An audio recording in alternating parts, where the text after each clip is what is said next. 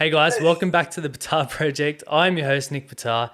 This episode, there's going to be a lot of laughing. It's going to be very funny, as you can I tell started already. already. Sorry. Yep. Today's guest, well, a lot of you would know her as Josie Lists Things. More That's me. recently, Josie talks about things when she can get her podcast properly running. Oh, I'm just a girl who's learning as I go. One day One day. it'll But be up. Josie, thank you for taking your time out. I know you had a really busy day, so thank you for coming on. Thanks for having me. I'm excited. How was your day today? I haven't actually, yeah, I had a content shoot. I haven't actually been on someone else's podcast before. So, I'm relinquishing the control to you over here. It's hard for me. No, I'm joking. Yeah, I had a content day today, this morning. So, yeah, it's good. It's full on. I like it. That's great. And I guess for people who don't know you, do you want to kind of introduce yourself and a little bit about who you are and where you came from? Oh, well, where do I start? Oh, here we Back in go. 1995, I was born. Yeah, I'm a 25-year-old girl from Sydney. I grew up in Sydney. I've always sort of been into the health and fitness sort of things, but I'm not like your typical, I guess, like competitor kind of fitness. I kind of feel like I'm more of a real lifestyle sort of person who enjoys her fitness, but also enjoys eating and doing other things like that. But I guess my Instagram is sort of more your fitness kind of niche. I have been on Instagram for a few years now. I've worked with some big brands.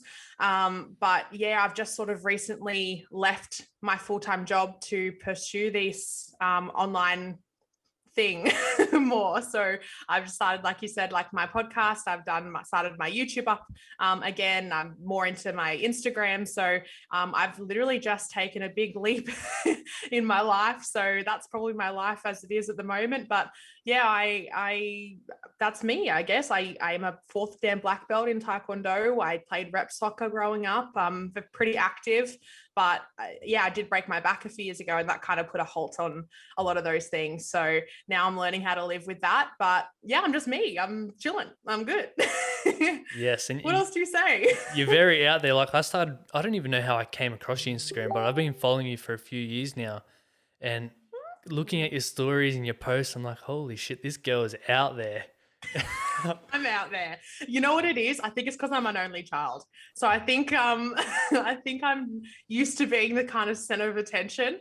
Back in high school, I was kind of, I wouldn't say like shy, but I ran with different groups, and I think I got picked on a lot from one group in particular. And so after coming out of high school, I think kind of brought me out of my shell, I guess. And I was kind of like, I don't know. I just want to be who I am and not like be like shunned for it, I guess. So I have opinions. I'm loud. I laugh. I like making people laugh. Honestly, that's pretty much what it is. And I feel like I'm one of those people that you either like or you don't. So you know what? It is what it is. I'm me. Exactly. And I love that about you. Like, you're just confident in yourself, and who gives a shit what anyone thinks. 100%. You said it right. Thank you. That's really It's all nice. good because you see, like in society these days, there's so many people that I guess won't be themselves because they're so Yeah. scared about what others like think about them. It's like fuck, like it's affecting them mentally because they just can't be themselves. You shouldn't live like that. 100%. Yeah. And I think that's the biggest thing. Like, I have a lot of people come to me and ask me, what's some tips for the confidence in the gym, or what's some tips for being confident, or how are you so confident? I think it really comes from the fact that I don't give a fuck about what people think about me. Sorry, I just swore, but It's all I really good. don't give a shit. Like, so it's I think that's where it comes from. And I really don't. Like, a lot of people say, oh, I don't really care. Like, I really actually don't care. Like, if you want to, like I said before, you like me or you don't. Like, that's what it is. And I think it's a special place to be when you really don't care about what anyone else thinks of you. Obviously, I don't go around, there's a line to it, but I don't care if you think that I'm being weird. I don't care if I make a decision that's best for me and not you. Do you know what I mean? Yeah. So it's a bit of it's a fine line. I'm still a nice person, but I Yes. think that I don't care. For example, just randomly, I sidetrack a lot, so you'll have to pull me back. It's all But good. like when I'm out taking photos and doing content, people stare. I don't care. like a lot of people would care. It actually was a big thing for me a few years ago to wear shorts to the gym. So like I said, growing up, I got a little bit teased and stuff, especially for my legs, have quite big legs. And I could never wear shorts. I cared about what people thought, but like I don't anymore. So that was a big step for me. And I think it's just all about kind of just remembering that your life's your life. It's not anyone else's life. You got to do you. 100%. And you can tell when you have that mindset, like I can tell right now, like you're genuinely like happy with your life. Like even though it's Yeah. ups and downs, but ultimately you're happy. Yeah, you got to be like, you only get this once, like you have to make the most of the situation. Am I scared that I just left my job? Yes. Am I think that it's what make if I do start again, do I think that that's what's making me happy right now, and so that's what I'm going to pursue? Yes. Like there's things that you have to do, and I've kind of always done that. Once something doesn't serve me anymore, I do something that does. Like before this, I had another job because I just left the gym jobs. Before the gym job, I was doing something, and that's when I started getting really into the gym, and that's what made me happy at the time. So that's what I kind of went towards.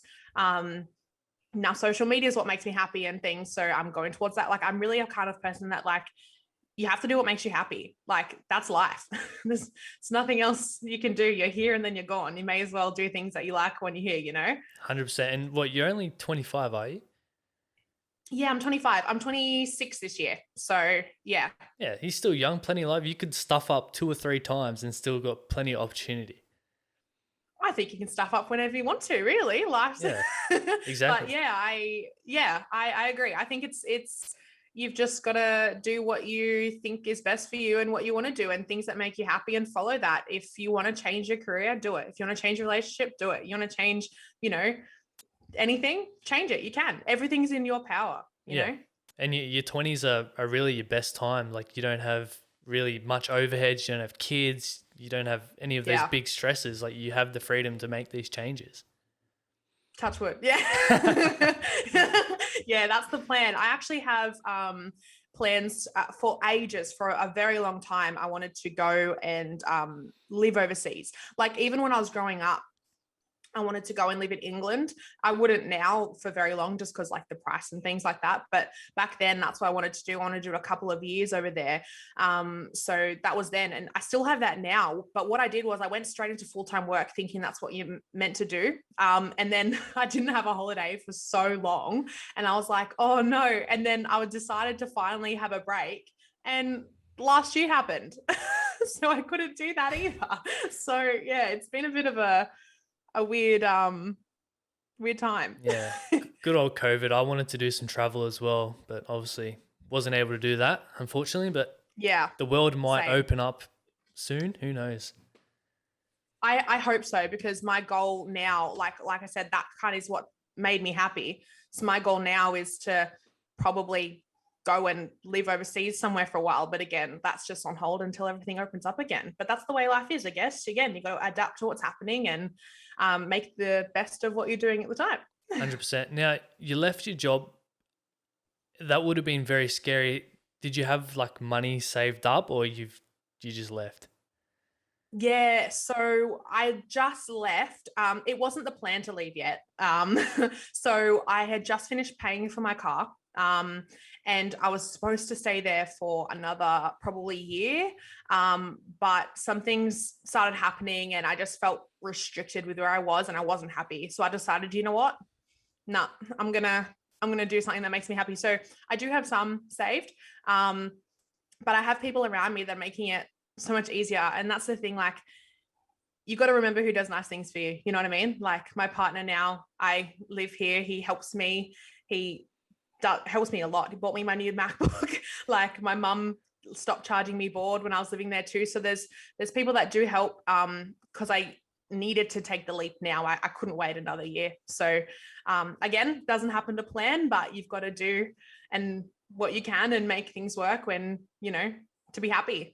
Yeah. I was not happy for a bit there, and yeah, it was the best thing for me. Yeah, it's great to see you have that support network around you. So many people don't have that.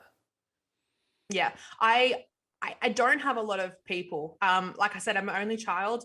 I don't have a dad. It's just me and my mum. So really, I've never really had consistent best friend either. Like through high school, yes, but I'm not someone who I have I'm very friendly and I make lots of friends, but I don't have very many friends, if you know what I mean. Yeah. Like if I was to get married tomorrow, like I don't even know who I'd put in my bridal party. Do you know what I mean? Yeah. But you go through life and you meet people, and the people that are close to me are amazing. And that's all you need. You don't need a whole bunch of other friends. You know what I mean? You just need people that are there for you. And if that's small, that's small. Exactly. And I think like when you're in high school and stuff, you're like, it's cool to have that big group of friends, but as you move Yeah. on in life, you realize it's so much better to have that really close knit friends and support network around you.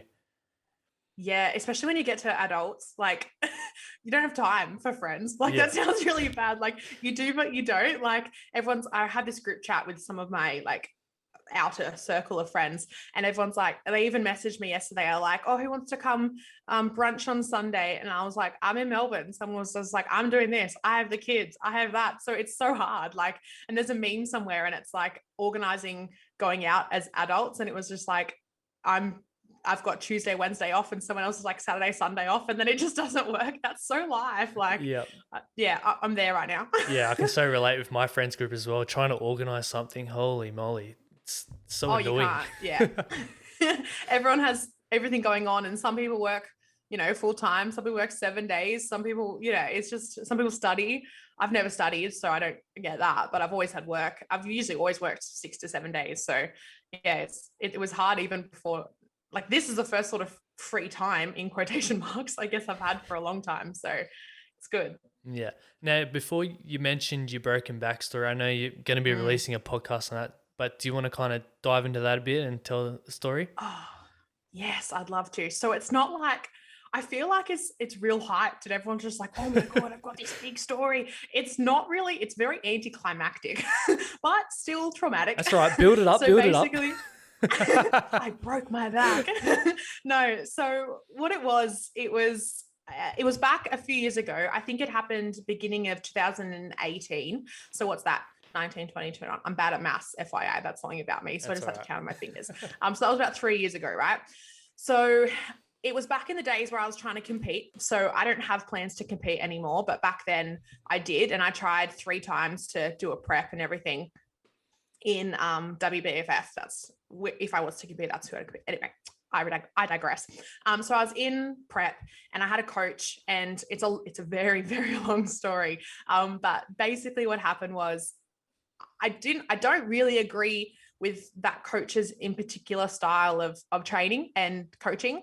So I was on severely low calories and I was made to lift. It was very, very heavy. And it was kind of like if you don't reach this lift, then we're going to cut your calories. And it was very much like every session you do, you have to progress weight. But I understand progressive overload, but there's a different way to do it. You can do tempo, you can do more reps, you can do more sets. There's other ways to do that rather than just literally add weight every session. So I've never got a diagnosis. Like I've got a diagnosis, but I've never actually got a thing from the doctors and things of what actually happened and what did it specifically. But what I think happened was I was obviously made to be lifting really heavy, but it kind of got to a point where I couldn't obviously lift anymore. Like I was lifting, I think my squat was at that point building up from 100, then I was at 120, then I was at 130, and I can't do that. Like that's really heavy. And I was obviously a lot lighter than I am now. But what happened was I think I was trying to lift really heavy, but my form must have obviously compromised in order to lift that weight. And I think what happened over time, because it niggled for a while, I felt, oh, that kind of hurt my back. But it went away. So I was like, oh, it's all good. And then I think obviously after that stress, every session I had stress on my back every session, and I had to lift heavier and heavier. One day it just broke. And it didn't happen in a sense that like, oh no, and I felt it and I fell to the ground. It didn't happen like that.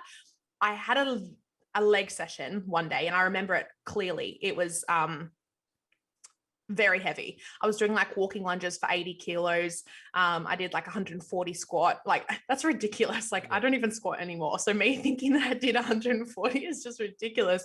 And I did other things, hundreds of kilos of leg press. Anyway, so I got home and I laid in bed and I was like, something's really wrong, but like it didn't hurt yet. So I was just kind of like, okay, I'll go to bed. Then I woke up the next day. I literally couldn't move and I was screaming in pain. And then from there, like I said, it's a long story, but from there, there was a whole bunch of, I went to the emergency room quite a few times, but I was turned away every time. They didn't do scans on me. They wouldn't see me. And when I tell you, like, it was the most pain I've ever felt in my life, it really was. Like from the whole 8 hours that I was in the emergency room, I was literally laying on the floor because I couldn't sit up because it hurt so bad. Like screaming, crying. And this particular hospital didn't give me any pain relief, didn't look at me, anything. So, and then when I got there, they just pretty much told me it's back pain, rest in bed for 6 to 8 weeks. And I was just like, something's wrong. So I went back to my GP. They said they didn't refer me to scans. It was just like this big sort of mess around where like, I'm like, something is wrong with me. Like I cannot get out of bed, like help me. And then kind of no one did. And it kind of got to the third, it took a few months and I was in constant pain.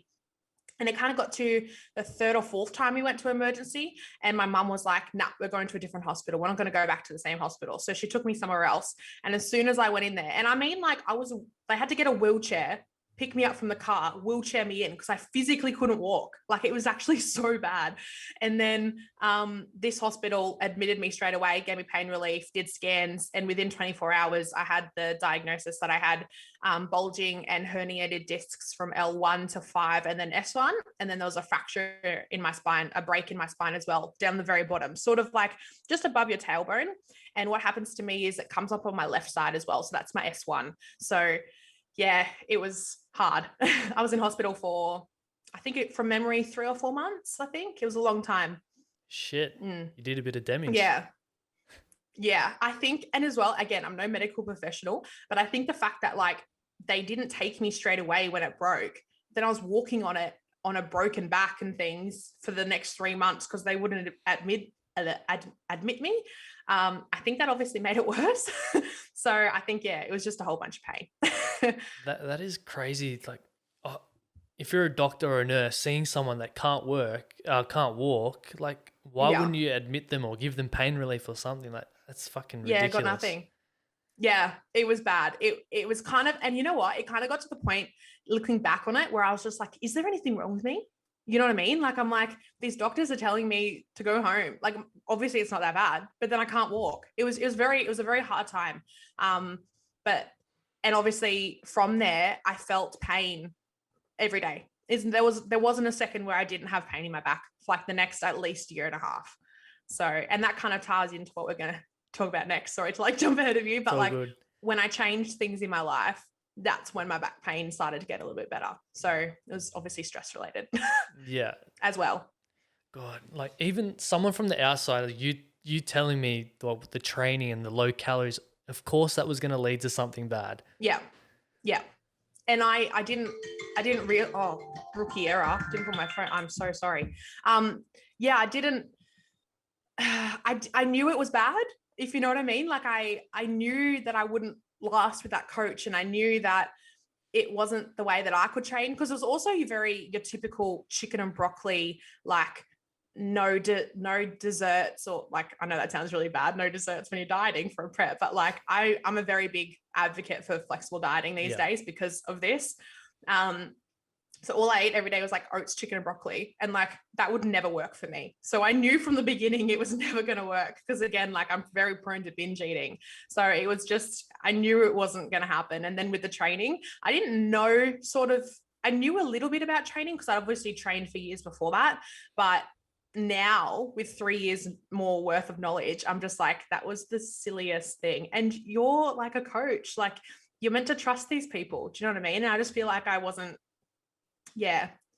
didn't work for me. Yeah. I guess at the time, like you put your trust into him. You see that he's a coach, you know, so you just trust him, and fuck, it turned sour, didn't it? Yeah. Yeah. And I guess like it's hard because you can't pinpoint someone, like, and I guess for a while it was me being like, oh, whose fault was this? Do you know what I mean? Like, there does come a certain level of responsibility where I'm like, I should have said I can't do this. Like, I get that, but I mean, when it's your first prep and you're, you know, I think it is a very like relationship thing where you're just like, you should be telling me the right things, so I'm just going to trust what you told me to do. But there was a while where I was just like, I shouldn't have done that, but I guess you trust and you do your prep, and that's what the coaches are for. You know, you're meant to just do what they say and get the result. So yeah, but it ended up the way it ended up. Yes, and I guess let's move into the next section. With your previous relationship, how did that all like abuse and stuff like that? You want to kind of dive into that a bit? Oh man, again, where do I start? It's just really funny because, well, it's not funny, but it's funny because me now and the way I think about things and the way, and we might get cheesy a little bit here, but like the way I know my worth and I know what's right and what's wrong, and I know signs and I know red flags and all of those things, it's hard to think that I fell for that, or it happened to me, or you know what I mean? Like, I'm very different. I'm so different. I'm the me now looking back and was just like, oh, I can see that. And you know what's funny as well? I've been sitting down recently, and I don't usually get to watch that much TV, but I've been watching some TV lately. And back in the day, I used to watch like Jersey Shore and like, you know, Teen Mum, and like I'm a big reality TV person. And you watch that and you're just like, oh yeah, whatever, like that's normal. Now I look back, and I was watching Jersey Shore the other day. I was just like, oh my God, Ron and Sam, you're so toxic. Like, but you don't pick that up before. But now that I've learned what I've learned and everything, you notice the gaslighting, you notice the, like, you know, love bombing and the manipulation and everything like that, which some you don't. But starting a bit about me and how it happened it was, I don't know, 3.5 years ago-ish now. So it was just before I did my back. It was, and I don't even know where to start, but there was all of the signs from the beginning. All of his exes were crazy. You know, nothing was ever his fault from the beginning. There was all the isolation. So I wasn't really allowed to hang out with my friends. And this is the thing, it wasn't obvious at the time. Number one, because I wasn't aware of the signs back then. But number two, they're very good at it, aren't they? Emotional abusers and narcissists are good at it. And that's why they get so many people, because number one, they don't know that they're a problem. So it's not like they're sometimes doing it on purpose. They're just who they are. And that's, you know, easy for them to get away with it and disguise it. But it was all there. I was very, and now it's obvious, but I was very slowly taken away from sort of my friends. But it wasn't like, oh, you can't, it was straight away from the beginning, by the way. It does get later on, but from the beginning, it wasn't like, you can't hang out with that person. It's more like, oh yeah, but they're going to do this. Why don't we hang out with my friend? Do you know what I mean? Like, it's very subtle at the beginning. And there was the love bombing. So everything happened so quickly. And I will preface this by saying, like, this was my first boyfriend. It was my first partner. So I hadn't had experience before, and I just never knew what was to be like normal in a relationship, or what was meant to happen anyway. So I was kind of starting from a blank slate. So that kind of bit me later on, because I was kind of like, this must be normal. Do you know what I mean? So I'd never had something different to compare. I do now, but back then I had no idea what was right and what's wrong.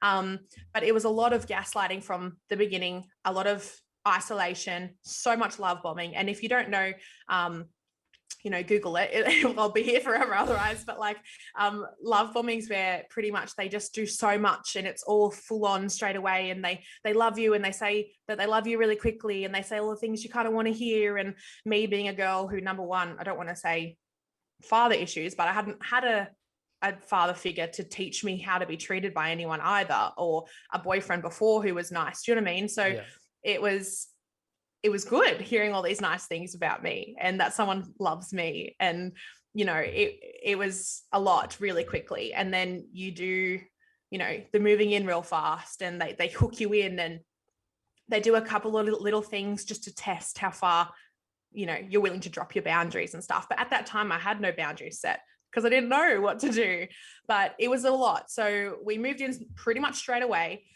within a few months. And it started from there. Well, it started from the beginning, but it started straight away. And obviously once the moving in happened, they have you, right? So from there, it was a lot of, oh, who you're texting? Oh, like a friend. Oh, like, you know, a lot of those things start. And then that's where it obviously gets more and more from there. But I remember very clearly, and I don't know how like in detail you want me to go, but I remember really clearly there was a night in I would say the first week of moving in. And what had happened was, and again, this is a sign that I didn't know before, but they don't talk about anything. They have obviously no communication skills and they ignore you. That's a big red flag, everyone. Yeah. If they want to ignore you and you live with someone for like 2 weeks, it's a problem, but they can't communicate. So I was just there like, what's going on? Every single time there was any sign of disagreement or something that he didn't like, it was, I don't want this anymore. I don't want you. Like, I want to break up. And that was every time. And again, that's a sign that I didn't know of back then. But I remember within weeks of moving in together, where there was a small argument because I'd left this is really funny, by the way. I've never told anyone this, but I'd left it's funny now, but it's not. I'd left an avocado skin on the bed because I was eating it.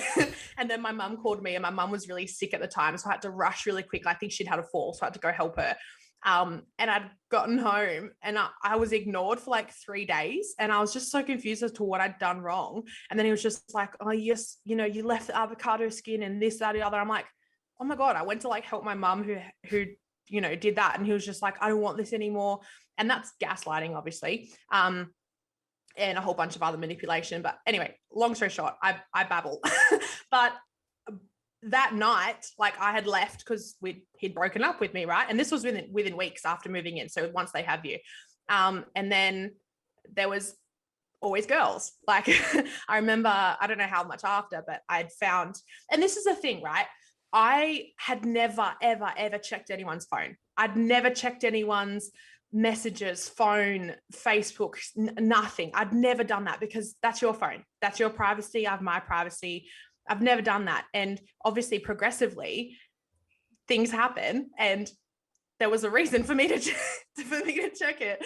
And I'd found that there was messages, and he'd already sort of like the day that I left, it was very manipulative in the way that, and again, I'm not really sure. I have no rhyme or reason as to how I'm saying all this stuff, but there was always someone else. Yeah. And that's not nice, number one, but there was girls over within hours of me leaving, if you know what I mean. And there was always someone messaging. Another thing is we were at a fitness expo. So I was working for on booth for EHP at the time.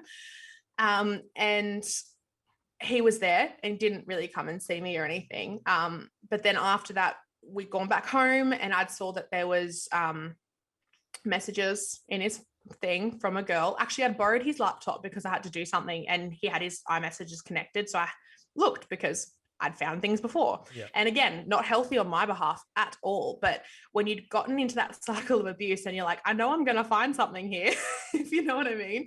And then I found messages from a girl, and he'd gotten her number at the expo that I was working at, and, you know, was messaging her. And it was obviously after I'd gone to sleep. So a lot of these things, but it wasn't ever his fault because we were broken up.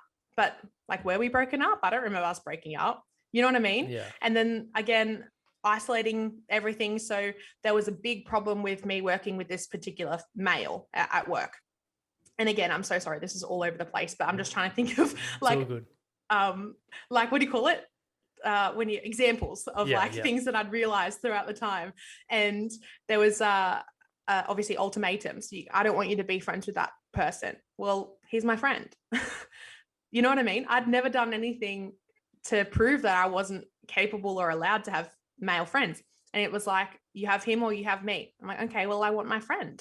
Like, you can't do that. And then obviously you break up. Well, this is the one I want then. Oh, okay. Then you spend some time together. Then they come back. I'm sorry, I'll change. Like, they don't change after the 20th time, FYI, if you're not picking what I'm trying to say up. But it was just a lot of the repeat, obviously, behavior that they do. They promise that they're going to change. They do something toxic. They leave you, or, you know, you break up, and then they say they're sorry and things will change. And then you get back together and everything's good for a few days. Then it goes back to how it was.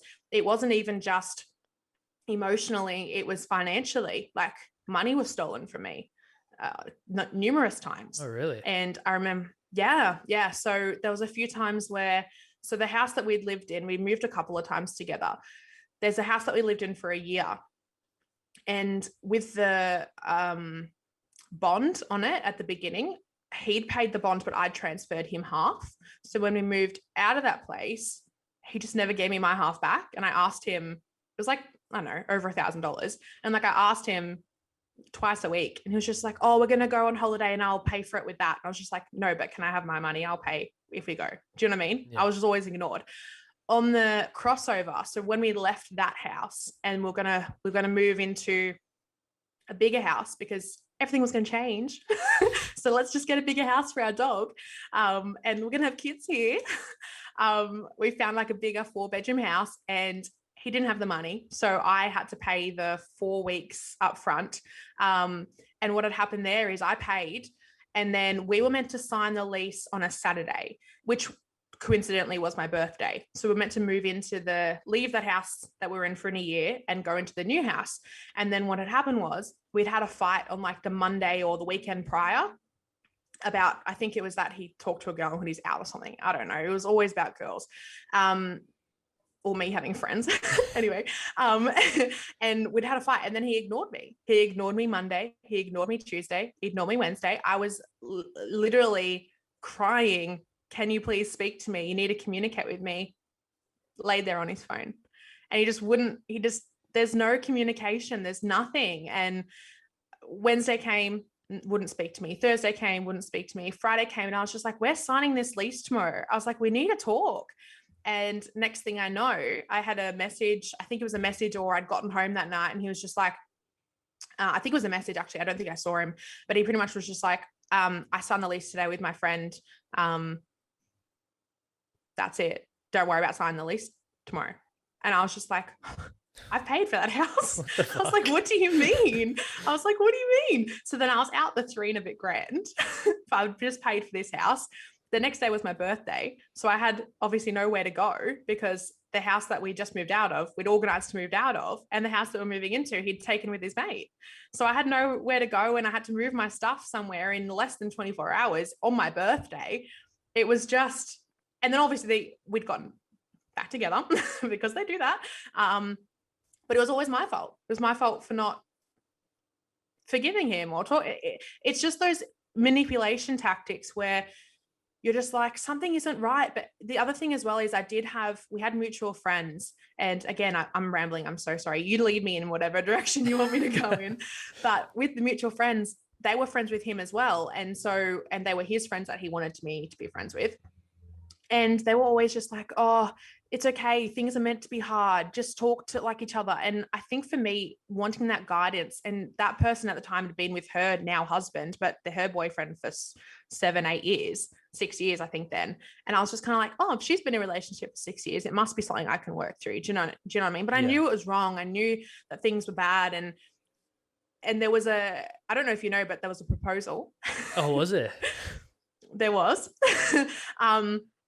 I was sort of at the end of my tether, and all of these girls that, you know, he'd been speaking to, there was one time that he went actually to that friend who was getting married. We were both in the bridal party, and he had gone, and you know what's funny, actually looking back on it, I just realized a lot of people throughout the time had sent me messages of like Tinder profiles and like Plenty of Fish profiles, be like, oh my God, this is your partner. And then he'd be always like, oh, it's fake. It's fake. I don't actually think it was fake, side note, but anyway. So no. So what had happened was they went up, we had the hens party first, and I had people hitting on me, but I was just like, nah, I have a boyfriend. And we had specifically, because he always used the excuse of we weren't together. And I was kind of like, but we are. Like, he's like, but we had a fight. I'm like, that doesn't mean we're not together. Like, You're I'm together confused. when it suited him. Exactly right. You know? And so what happened was I got out to the Hens night and I said to him, I'm like, on this Bucks and Hens weekend, we are together. There is no excuse. We are together. And so it was very clear. And I said to myself in my head, and this was pretty much the almost straw that broke the camel's back for me. And I'd obviously gotten hit on at the Hens party. I'd told everyone heard me, I have a boyfriend, I'm all good. And we'd found out that weekend that he'd gotten with someone else. And it was funny because he'd put it on his story. What the fuck? I know. So he'd put it, it's funny now, but at the time I'm just like, what the hell? Me and the bride, we were at home because they had done it the night after, but they'd gone up to the Gold Coast. And it was funny because we were there on our phones. And all of a sudden his story had come up and he tagged a girl. And obviously me now, it's okay to tag people. Like you're allowed to have friends as adults, right? But at the time I was trained to believe I'm not allowed to have friends who are boys. So you're not allowed, like in my mind, you're not allowed to have friends who are girls, you know, because even though I knew that he was like, and that was the thing with me, I was always torn. I always knew in my heart, you're allowed to have friends that are females. I don't want to be that girl who's like, no, you can't have friends. But at the other side of it, you were letting me have boyfriends and I couldn't trust you around girls. Do you know what I mean? So it was kind of like a hard situation for me mentally to be in because I'm like, this isn't me. I'm not this person. I'm not controlling. I'm not all of this, but I had to be, you know. Well, it was hard anyway. So yeah, he'd put her on his story and tagged her, and I messaged him. I was just like, why you tagged this girl? And he's just like, I don't know her. I'm like, well, you know her because you tagged her in your story. Just tagged the random anyway, girl. So yeah. And he's like, I just saw her online. I'm like, then how do you know her? Anyway, so long story short, I messaged him all weekend and I was just like, just tell me who he is. He denied it. On the way home, he said something about her and I was just like, I thought you didn't know her. Anyway, so I had like a gut feeling. And through the car ride home, I actually went on her page and I messaged her and I was just like, hey, I know this is really random. I don't want to be this toxic girl, but like, what happened with this guy? Because I need to know. And she basically said, oh yeah, found him on Tinder when we were up there. He was messaging me all weekend. You know, he tried to get, you know, us to do things and come out and everything. And yeah, they had hooked up and I just she sent me screenshots. She even sent me like picture of them hooking up and everything. And I was just kind of like, okay, I needed that. Like, I was like, that's it. So I got out of the car. I was just like, I never want to speak to you again. I blocked all his numbers and he still was just like, it wasn't me. I'm like, I literally have a photo of you. Anyway, so then 3 days later, I'd ignored everything. I ignored all of his things. And this was the first time I was strong enough to do that. And I ignored everything. And then I turned up the mutual friend that we had was like, let's go get coffee anyway. So she, again, no hard feelings towards her now. I know that she was just trying to help, but it was really at the time for me encouraging an unhealthy thing. And I was trying to get out. I was trying to do all these things to, you know, be healthy and happy again. And she just kind of didn't help me at the time, I don't think. But she took me to this place and he was there crying and proposed. And I was just like, well, I don't really want to marry you. Like, and then he cried and I was just like, and then they make you feel bad. This is the thing. They make you feel bad. So I was just like, oh, okay. And then straight after that, it was going back to ignoring me when I cried and talking to girls on Snapchat again. And I was just like, how are you still doing this? And I remember this one night just after that, and this is again to the end of my long chat here. But I remember I brought it up. I was just like, you're still talking to these girls. Why, you know? And at that point I was just like, don't be on Snapchat. Like, and again, I had a problem saying that because I'm not that controlling person to tell you what to do.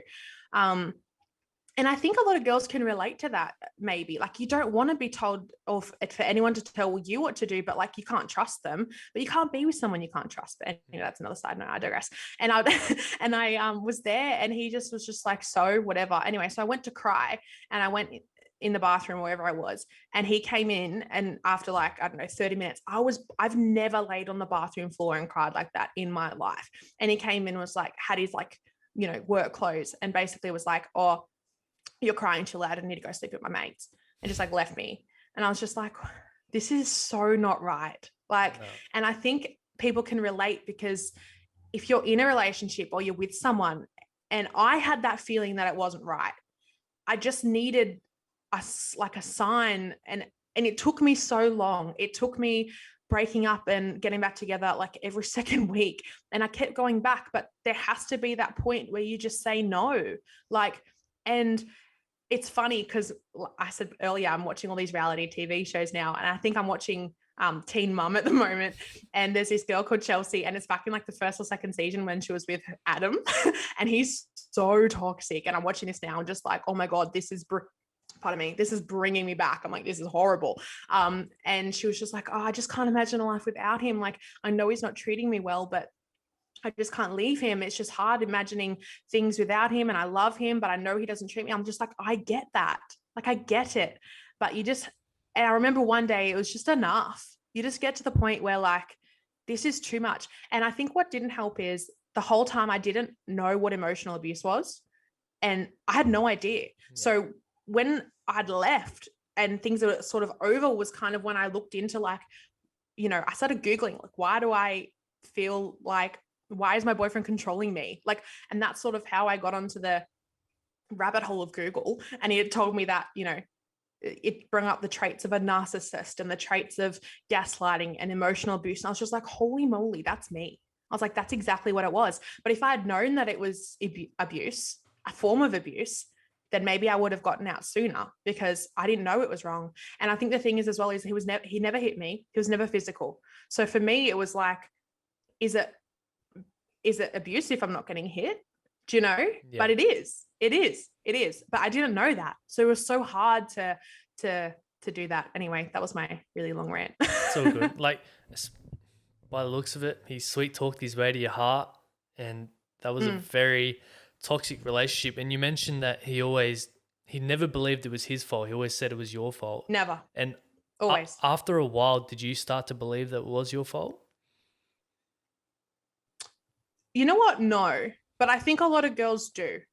And I say no for myself because as you kind of think, you know, I'm a very strong person. Yeah. And I'm a very strong-willed girl. I'm very independent. And I knew that it wasn't my fault, but he kept sort of telling me that it was. And it was hard because I loved him. But I sat there, and I remember we had a fight once about him messaging this girl, but we weren't together, but we were. And I was just kind of like, I'm like, this isn't my fault. Why are you saying it's my fault? And it was always the classic, well, you don't let, it was always just turned back on me. And I don't think I got to the point where I was like, it's my fault. I think I got to the point where I'm like, I'm done being told it's my fault. Because I think deep down I knew that it wasn't. But it was a hard thing to come to terms with. And again, I've given you these examples, but there's so much more that happened.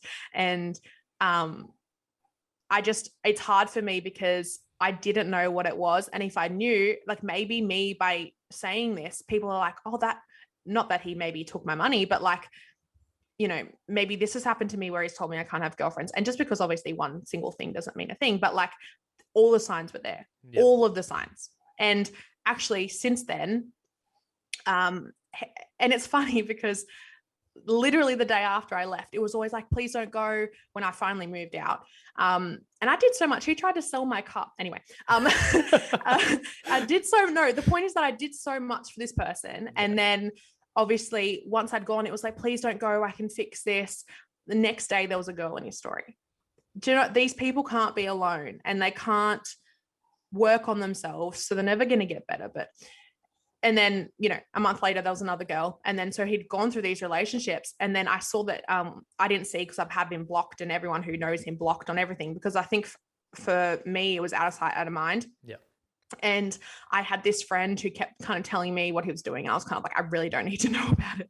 But I did get told that he was with a girl for a little bit. And just recently, actually, last week or the week before, she'd messaged me and come forward and said, hey, he's done the exact same thing to me. And we were talking, and 100% the same. I don't know to what extent financially, but he took a lot of money from me. And I don't know if that happened to her, but certainly the girls, the lying, she said, and I don't want to go into what her business is, but for me, when I was crying and he just laughed at me, you know, there was just all of those things where we'd both had that in common. So for me, after that, I was kind of like, okay, I didn't think it was my fault, but now I definitely know it wasn't my fault. It's him, and it's who he is. And yeah, I think I think he needs help, but you know, they don't think that they're a problem, and that's the problem. Exactly. Like it's sad to see, because yes, they don't see they have a problem, and it's obviously stemmed from some sort of trauma in,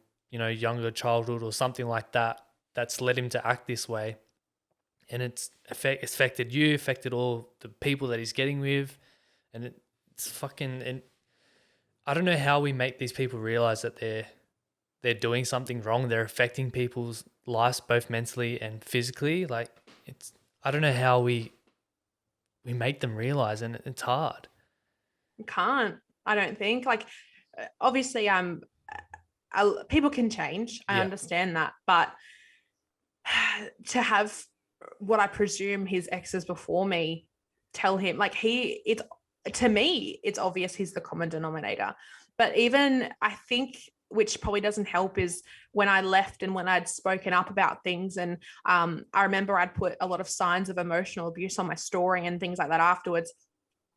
And sort of just after I'd left him, his family came to me and said, you can't put that stuff on the internet. You can't put that out there. You can't put that stuff. And I'm like, you're, how can you not see that it's your son? Like, and I know that, you know, parents want to help, you know, their children and things, but now he's done it to someone. It's obvious you should be helping him. Yeah, they're basically encouraging his actions. Yeah. And I think these people need, like, to be told they need help, but you know, whether they take it or not. And again, I cut that. I had to go cold turkey, but yeah, I don't know how to help them. I certainly couldn't. And I tried. That's the thing. You try and change someone, but you shouldn't have to change someone. No, you can't change. You can, as the saying goes, you can bring a horse to water, but you can't force it to drink. Oh, I love that. That's great. Yeah. So yeah, I kind of did a big rambling thing there. I don't know what exactly you wanted to hear, but I just think that there's a whole bunch of signs there that I had no idea about. And again, and I didn't know, it's funny as well, side note again, but I had all of these things happen to me. And it wasn't till like the end when I kind of made a different friend out of that group. And I was just like, I was talking to her and I was telling her about what was happening. And she was like, oh my God, that's so bad.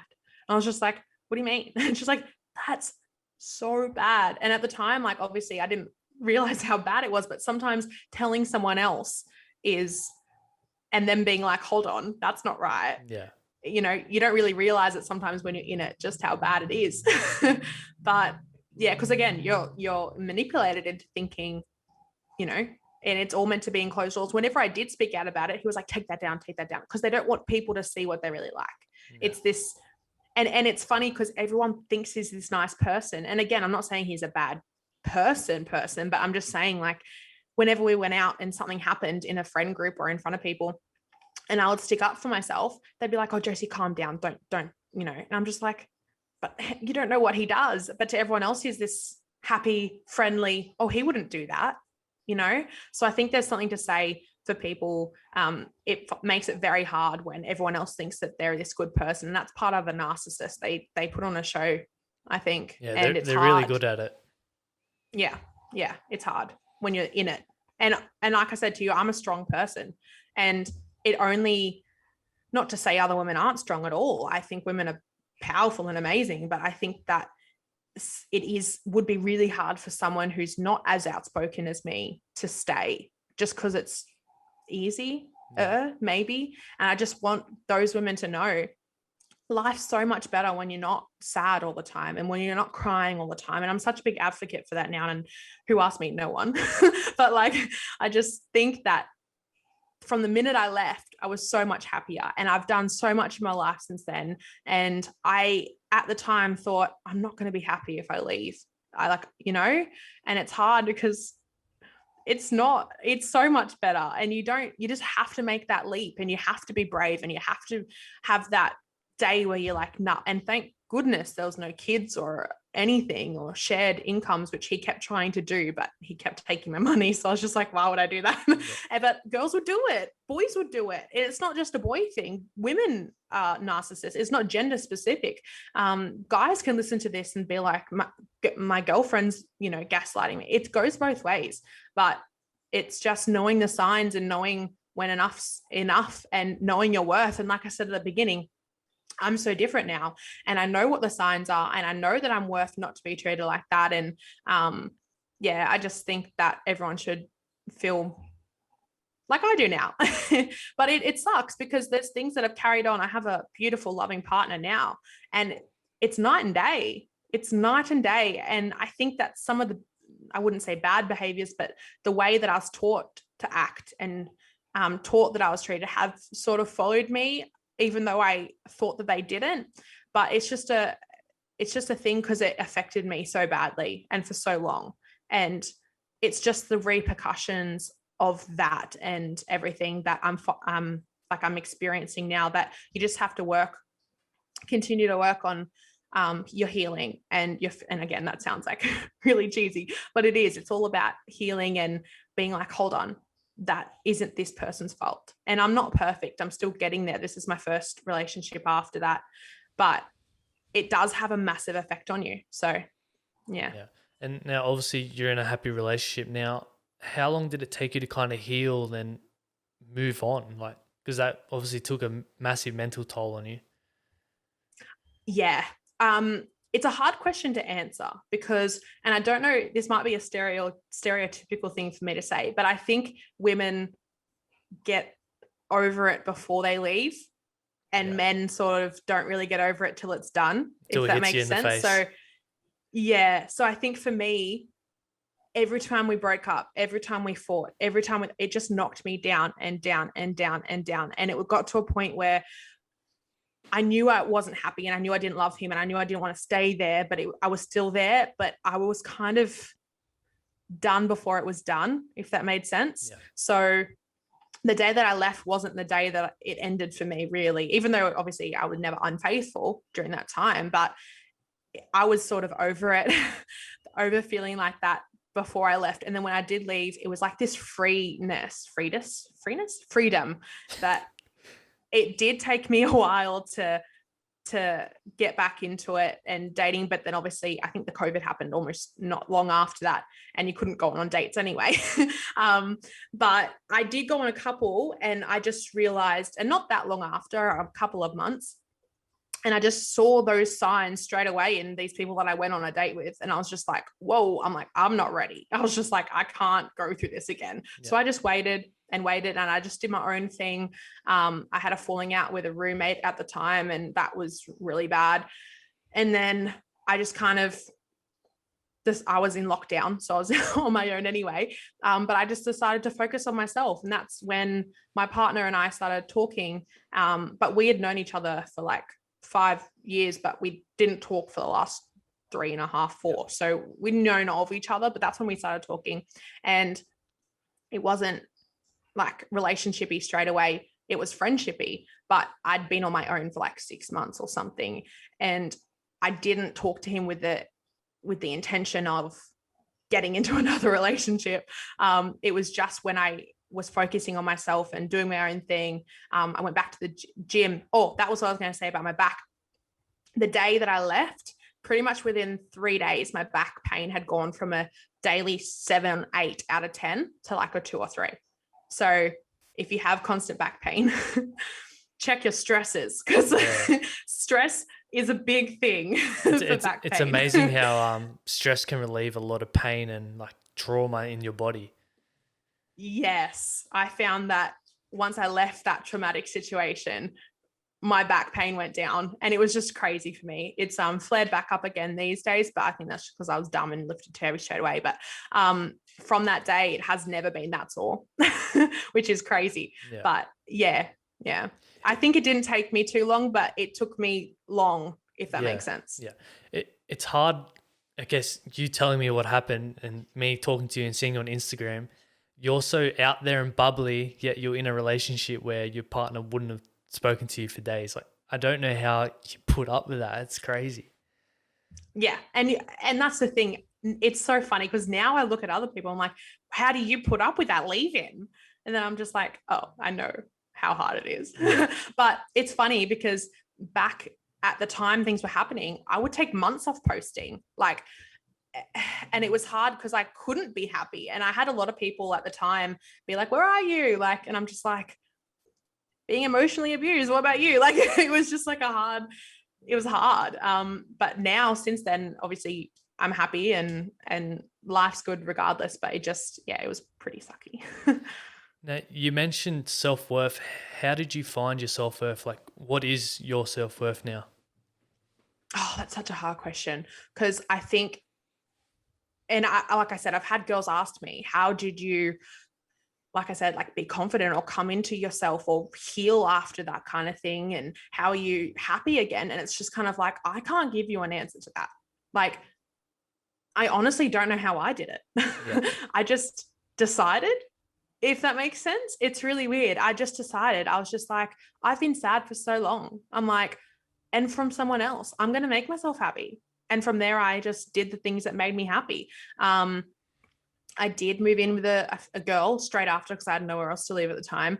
And for a while, she made me happy until we fell out, which is another story. But she made me happy at the time. And I think that she was my friend that I needed to get through that very small period of my life straight after. So I hung out with her and that was happy. And that made me happy. But I also took a lot of time to myself. I didn't have a friend really. I just wanted to be on my own. And I think that's the thing, when you keep jumping into the next thing or jumping into the next friendship, or then, you do need to take that time and step back and be like, okay, this happened. How am I going to heal from that? What am I doing to heal from that?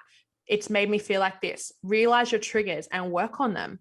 And if I didn't go and seek professional help, but if you need professional help and you need someone to talk to, you don't have anyone around you, you should. I think that you do need to spend that time with yourself and let yourself grieve, let yourself cry. I cried and it's okay. It's a process. And I don't think anyone can tell you how to go through it. I think you have to learn for yourself what you need to do to get through it, but you need to do it. You can't avoid it, and you can't then take all of those things from that relationship, go straight into the next one and do the same thing. It's the pattern, right? You have to break it, and you have to be strong enough to be okay on your own and to do all of those things before you're not ready, if you're not ready.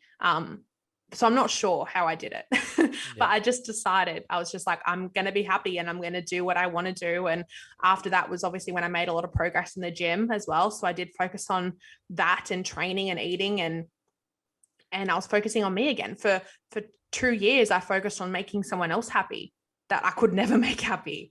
So I think it's just a thing that you have to learn how to do, but it's important that you do it.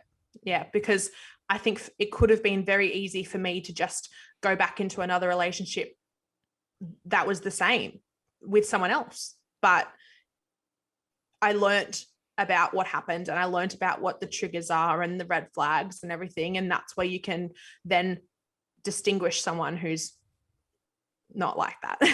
But you have to spend time with yourself and do whatever you need to do to get past it. Yeah. Ultimately, it comes down to mindset and working on yourself. Personal development, you can learn so much about yourself, because you see so many people will get out of a toxic relationship and then just jump straight into another one. Or even if they find someone good, they bring those, assumptions. They assume that next partner is going to be like their last one, and it just totally keeps ruining. It's just a never ending cycle. You need to take that time out, step back, and really focus on yourself, which you did, and now you're in a much better place.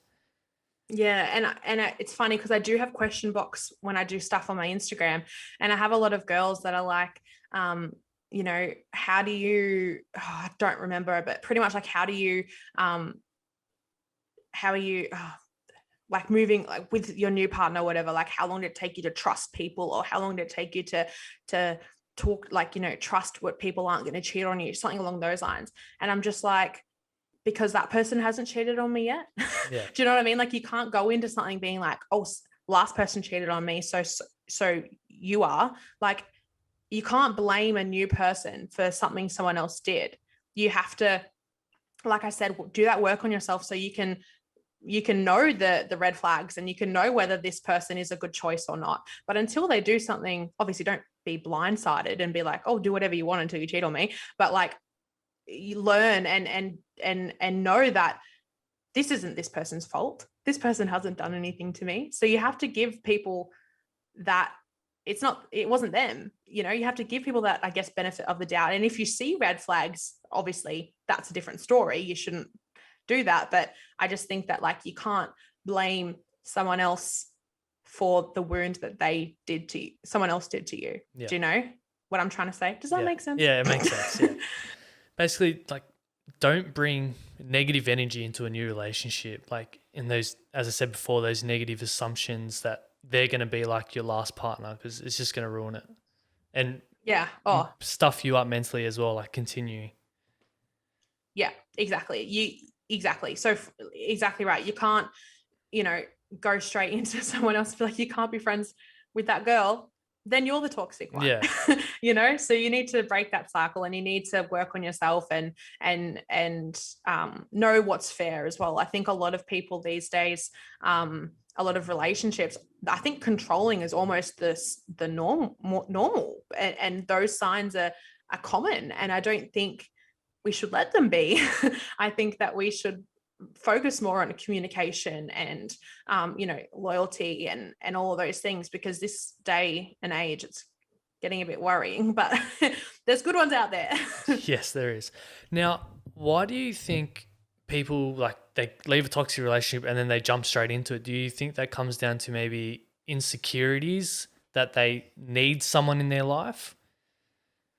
Yeah, I think so. Again, I'm not that person, so it's hard for me to have a personal reply, but I think it's insecurities. I think if you're the toxic person, you're finding another victim.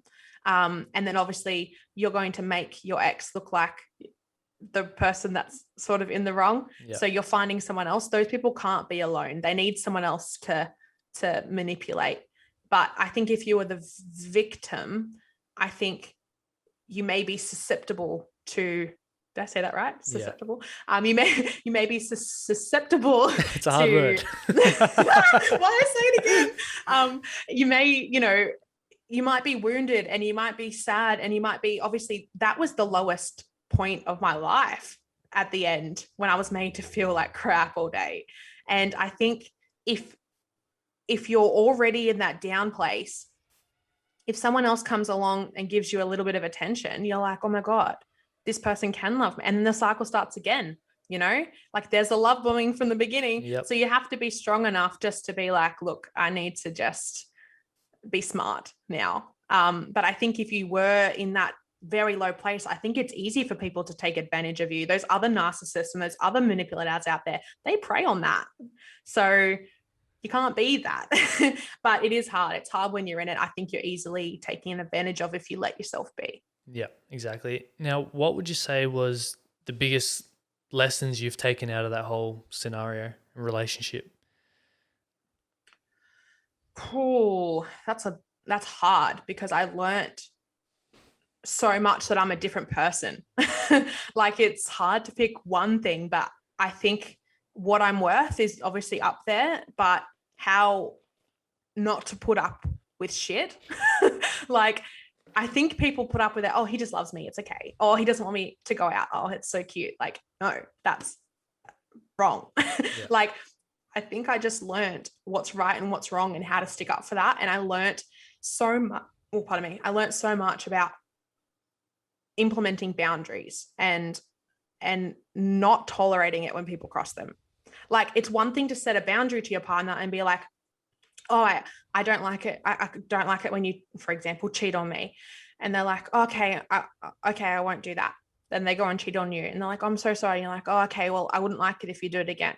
you're teaching them that it's okay to disrespect your boundaries because you're just going to take them back. Yeah. So I think that I've learned to be in my power. That sounds really lame, but like to stick by those boundaries, implement boundaries, and not waver from them, because it's just, and not give anyone like that my time. And again, how to spot those red flags. Again, I didn't know of them before. So now walking into what I have now, it's healthy and it's good and it's loving, because that's what I let myself have, because, you know, I've learned how to spot a good relationship and I've learned how to spot a bad one. Real quick, I was one of those like couple of dates I went on after like things left and I was kind of like, this is really bad. I went on a date with a guy and he was like, oh, I wash your car. And I was just like, oh, that's so nice. And I was like, oh, this is nice. Like, this is a green flag. And then like, I'd forgotten my card, because it was the one that I'd gone to normally is a card tap. It's one of those ones where you go and you drive a car in and you clean it, but it has like the water and whatever. Anyway, so the one that I used to go to was card. So I used to just tap my card and the water would come on. Anyway, so we went to this one. It was in a new area. And I didn't have I had my card, but it was cash. And he got so mad at me. Like on a first date, he got so mad. He was just like, the bubbles are going to ruin your car and I'm just trying to help you. And I was just like, you really don't need to be this angry about this. Wow. Anyway, so then he was yelling at me and I was just like, you know what? I'm good, thanks. Like, but if you don't learn those things, you could have gone on a second date. Do you know what I mean? You can't, oh, he was just in a bad mood. Like, no, he can't yell at you. No. Like, so yeah. So I think that's a big thing that happened that I learned, is like not to give people like that my time. Yeah. Not taking shit from people. You don't deserve that. As you said, life's too short. 100%. Yes, it is. Yeah. But I have so much to say. I talk so much, but I hope you understand my point. That's all good. And I'm sure you'll do your own personal podcast on the whole scenario, which will probably go for a few hours. So a few episodes. Part 1, part 2, part 3, part 4. 10 parts. 100%. I'll need to talk as much as I talk. Yes.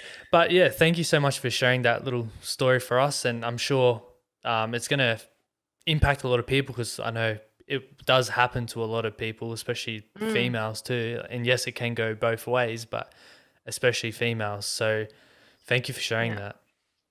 Thank you. No, that's what I mean. Like, I didn't know what it was. And I hope by speaking about it and coming out with it, that people talk about it, because it's important. And I know that whenever I put anything up on my social about it, people are like, oh, thank you. No one talks about this. Exactly. Like, we need to talk about it. Yeah. It's not right. So I hope if someone hears this, then if that helps one person, that's so like cliche of me to say, but like, it's so worth it to me, because it needs to be spoken about and people need to learn what's right and what's not okay. And if you're not happy, you can change it. As hard as it is, even if there's kids, like, things can be done. You're never stuck. And if you're not happy, there's things that you can do to make yourself happy. And I just hope that it helps someone. Yeah, it definitely will. As it's a bit cheesy, but yes, as long as we're impacting one person at a time, that's all that matters. And that's why I'm doing this podcast, to crush the stigma around these topics and actually get people talking about them, which you're doing. And I'm really grateful for you coming on today and sharing what you've shared. Thank you for having me. And you're doing such a great thing. And yeah, you're doing the right thing, and I'm so for it. So thank you. Now, you mentioned before you left your job, you're pursuing what are you actually pursuing? Like YouTube, podcast, like what is your goal? What are you doing? What are you doing? Look, everything, just online. So the goal is to work to be free, like digital nomad, as they say. But like I said, I want to be able to go to Bali when the world opens and live and work there, and not be stuck in an annual leave situation. Like, I think that the idea is to be my own boss and to do the things that I want to do and build myself up, not someone else's business. So that's the ultimate goal. And it just so happens that I love making content, and obviously my primary platform's Instagram. But it's my primary platform because I'd always had like 1 to 2 full-time jobs. And I usually work 7 days. So I haven't had time to do YouTube. I haven't had time to do a podcast, but all of these things are the things that I've wanted to do forever. And now I just have the time to do them. So I guess it's just, I hate saying influencer. I hate that, but like just an online person that people can come to. And I just don't like the word influencer, but I guess that's what everyone knows people who work online on Instagram as. Let's just say you're inspiring people and making cool fucking content. Boom. That's it. Thank you for having me. It's been awesome. Thanks for letting me talk for an hour and a half. I'm sure you could have spoken for way longer. Oh, 100%. Everyone, if you know me, I always say 100%. That's really bad, but I don't stop. So there you go. But yeah, so thank you so much. And it's been a pleasure. Awesome. For the listeners, where can they find you? Obviously you got your podcast. Was it Josie talks about things? And then your Instagram, Josie lifts things. Yes. So my Instagram's Josie Lifts Things and my YouTube's Josie Lifts Things, which is coming soon. I just kind of switched the podcast because I love it. And then my podcast is Josie Talks About Things. But if you go to Josie Lifts Things, it's got all my links and everything on there. So thank you for letting me plug myself. All good. Everyone go check her out. She's making some great content. Once she gets all the technical side sorted out, she'll be sweet and ready to go. But yeah, thank you. Yeah, look, I'm not good at that stuff, but I'm trying. It's all good. Thank you for coming on. Thank you everyone for listening. If you enjoyed this episode, please like, share, and subscribe. Give us a review on iTunes. It really helps a lot, and share us on your socials. See you in the next one, guys. Cheers.